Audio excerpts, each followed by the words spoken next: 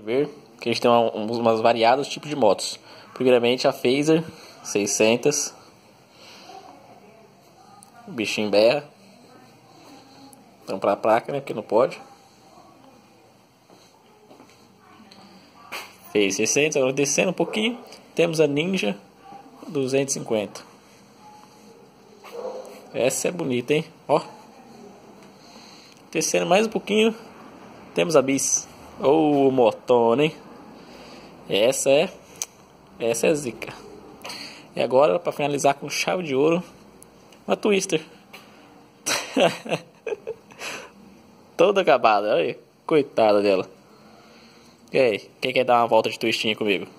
Aproveitar, ó. Ih, já passou toda a gasolina dela. Ih, ó, banco bonito. Ó, vem sentar na minha garupa, vem.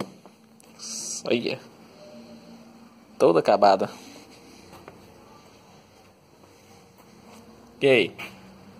Já escolheu? Qual você quer dar uma volta comigo? A Twister,